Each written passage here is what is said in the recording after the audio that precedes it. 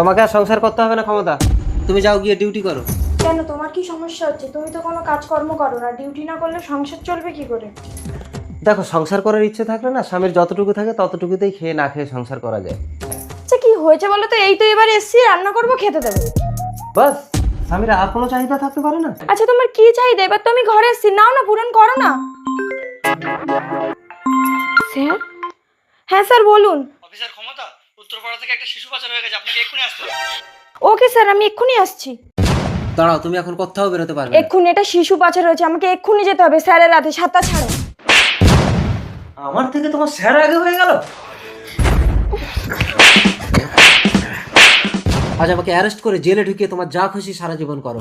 তুমি আমাকে মেরে মেরে ফেললেও তার আগে আজকে দেখবো তুমি কি মন্দির ঘরটিকে বেশি ভালোবেসে থাকো নাকি আল্লাহর ঘরটিকে বেশি ভালোবেসে থাকো। যদি তুমি আল্লাহর ঘরটিকে বেশি ভালোবেসে থাকো তাহলে এই ভিডিওতে একটা লাইক দিয়ে চ্যানেলটি সাবস্ক্রাইব করে দিবে। আর যদি মন্দির ঘরটিকে ভালোবেসে থাকো তাহলে কিচ্ছু করার দরকার নেই, আর কমেন্টে লিখে দাও আই লাভ ইউ আল্লাহ। আজ আমি ডিউটিতে যাব। ক্ষমতা, আমি তোমার গায়ে হাত তুললাম, তুমি আমাকে অ্যারেস্ট না করে ডিউটিতে বেরোচ্ছ? তার মানে তুমি স্বামীকেও বাঁচাবে, ডিউটিকেও বাঁচাবে? তা হবে না, হয় তোমার ডিউটি না হয় স্বামী, যে কোনো একটা তোমাকে বেছে নিতে হবে। বলো তুমি কোনটা চাও।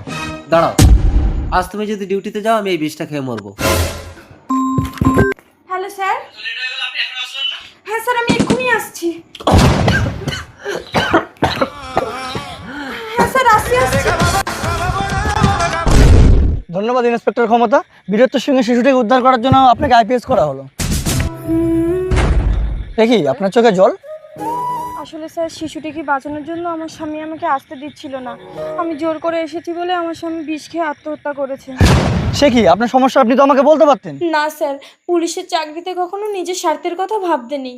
দেশ এবং দশের জন্য নিজেকে বিপন্ন করে দিতে হয়। সাব্বাস আইপিএস ক্ষমতা।